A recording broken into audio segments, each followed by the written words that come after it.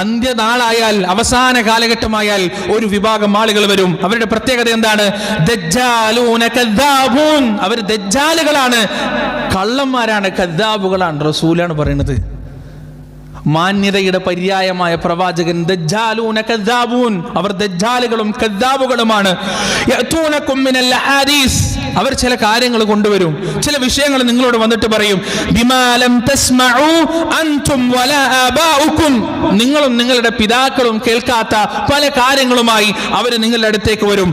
ഫഇയ്യാകും വഇയ്യാഹും ലാ യുദല്ലൂനകും വലാ യുഫ്തിനൂനകും, നിങ്ങൾ അവരെയും നിങ്ങളുടെ സ്വന്തത്തെയും സൂക്ഷിച്ചു കൊള്ളുക. ലാ യുദല്ലൂനകും, അവർ നിങ്ങളെ വഴിതെറ്റിക്കാതിരിക്കട്ടെ.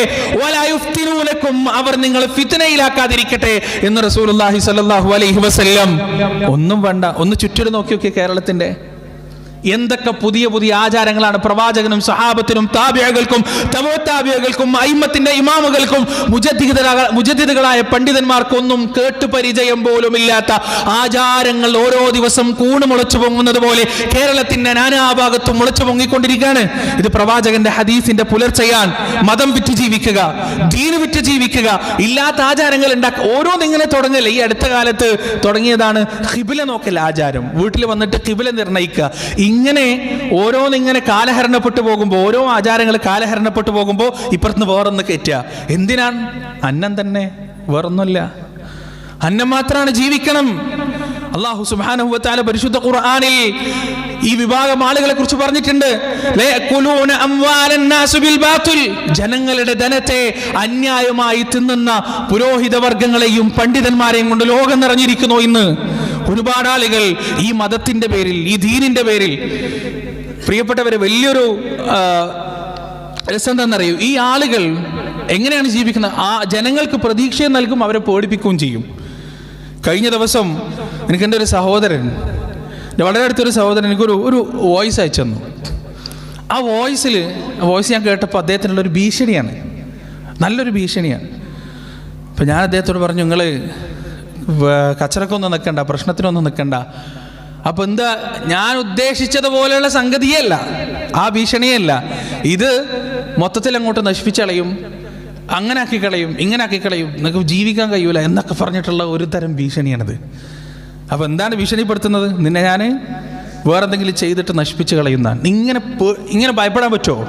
ഇങ്ങനെ ഒരാളെ നമ്മൾ പേടിപ്പിച്ചു, ഞാൻ എന്നെ സീർ ചെയ്തിട്ട് നശിപ്പിച്ച് കളയുന്ന ഒരാളെ നമ്മൾ ഭീഷണിപ്പെടുത്തിയാൽ ഭയപ്പെടാൻ പറ്റുമോ? പ്രിയപ്പെട്ടവരെ, പേടിക്കാൻ പറ്റുമോ?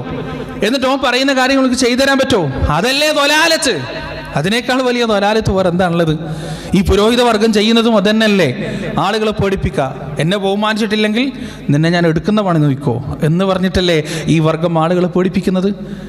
ഈ ഒരു അവസ്ഥ റസൂലുള്ളാഹി സ്വല്ലല്ലാഹി അലൈഹി വസല്ലം പറഞ്ഞ ദജ്ജാലൂന കദ്ദാബൂൻ എന്ന് പറയുന്ന അവസ്ഥ ശരിക്ക് നമ്മുടെ നാട്ടിൽ ഇന്ന് ശരിക്ക് നമുക്ക് കാണാൻ കഴിയും. ജനങ്ങളുടെ ധനം തിന്നുകയും അവരെ പറ്റിക്കുകയും അവരോട് കളവ് പറയുകയും ചെയ്യുന്ന ഒരു വലിയ വിഭാഗത്തെ നമ്മുടെ നാട്ടിൽ നമുക്ക് കാണാൻ കഴിയും. അതുപോലെ തന്നെ ആറാമതായി റസൂലുള്ളാഹി സ്വല്ലല്ലാഹു അലൈഹി വസല്ലം ഭയന്ന വിഷയമാണ് പ്രിയപ്പെട്ടവരെ, ദേഹേച്ഛയെ പിന്തുടരൽ, ഹവയെ പിന്തുടരൽ, ഇഷ്ടത്തിനനുസരിച്ച് നടക്കൽ, ദീനിനേക്കാൾ കൂടുതൽ ഭൗതിക താല്പര്യങ്ങൾക്ക് പ്രാമുഖ്യം നൽകൽ. റസൂലുള്ളാഹി സ്വല്ലല്ലാഹി അലൈഹി വസല്ലം പറയുന്നു, ഇന്നമാ അഖ്ശാ അലൈക്കും ശഹവാത്തുൽ ഗയ്യി ഫീ ബുതൂനിക്കും വഫുറൂജിക്കും വമുദില്ലാത്തിൽ ഹവാ, നിങ്ങളുടെ വയറിന്റെയും നിങ്ങളുടെ ഗുഹ്യസ്ഥാനത്തിന്റെയും ആവശ്യങ്ങൾ നിർവഹിക്കുന്നതിന് വേണ്ടി അനാവശ്യമായ തെറ്റായ വഴികളിലൂടെ നിങ്ങൾ സഞ്ചരിക്കും.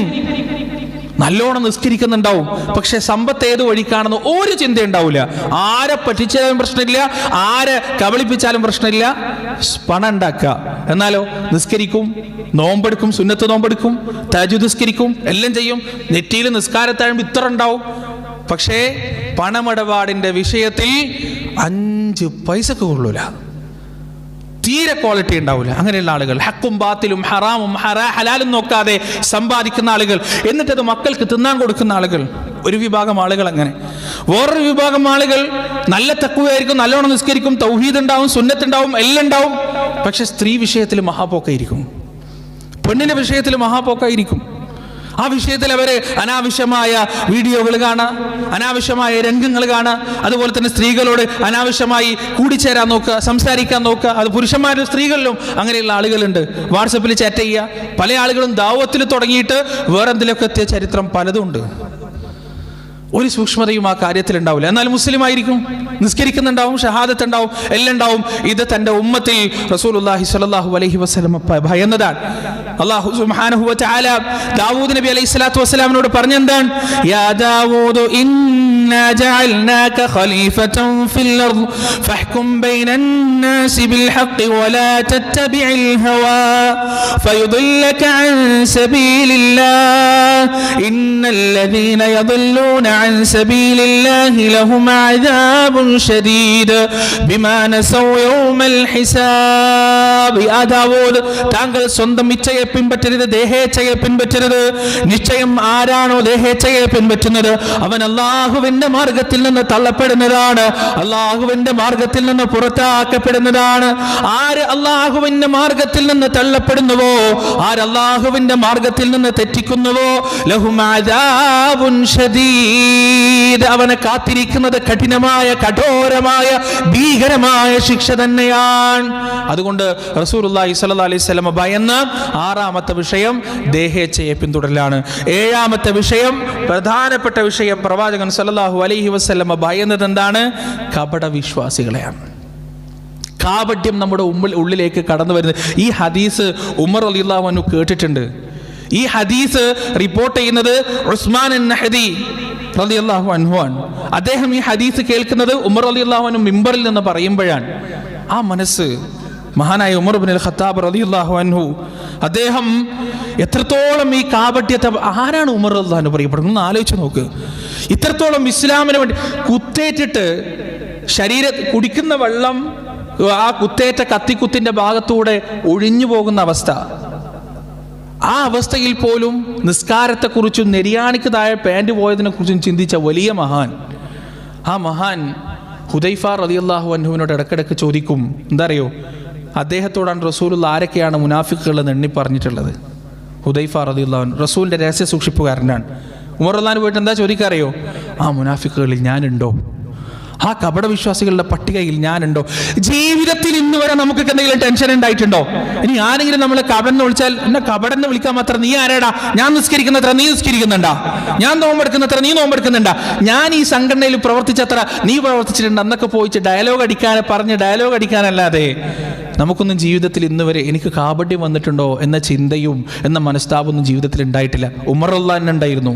അദ്ദേഹം പ്രയാസപ്പെട്ടിരുന്നു, ഒരുപാട് വിഷമിച്ചിരുന്നു. പടച്ചോൻ എനിക്ക് കാപട്യം വരുമോ? എത്രത്തോളം എന്നറിയോ? ഉമർ റളിയല്ലാഹു അൻഹു ഹുദൈഫ റളിയല്ലാഹു അൻഹു നോക്കും. ആരെങ്കിലും മരിച്ചു കഴിഞ്ഞാൽ അദ്ദേഹം മയ്യത്ത് നിസ്കരിച്ചാൽ ഉമർ റളിയല്ലാഹു അൻഹു നിസ്കരിക്കും. കാരണം എന്താ? അദ്ദേഹത്തിന് അറിയാം അത് മുനാഫിഖാണോ യഥാർത്ഥ മുഅ്മിനാണോ എന്നുള്ളത്. റസൂലുള്ള ഏറ്റവും കൂടുതൽ ഭയപ്പെട്ട വിഷയവും അത് തന്നെയാണ് പ്രിയപ്പെട്ടവരെ. എന്നിട്ട് റസൂൽ പറയുന്നത് എന്താ അറിയോ? ഇന്ന അഖ്വഫ മാ അഖാഫു അലാ ഹാദിഹിൽ ഉമ്മ കുല്ലു മുനാഫിഖിൻ അലീമിൽ ലിസാൻ. നാവ് കൊണ്ട് പണ്ഡിതന്മാരായ കപട വിശ്വാസികൾ, നാവ് കൊണ്ട് പണ്ഡിതന്മാർ, അങ്ങനെ പല ആളുകളെ നമുക്ക് കാണാൻ കഴിയുമെന്ന്. നാവ് കൊണ്ടാണ്, അവർക്ക് ഉള്ളിൽ ഒരു വിവരം ഉണ്ടാവില്ല പടച്ചോനെ കുറിച്ചോ.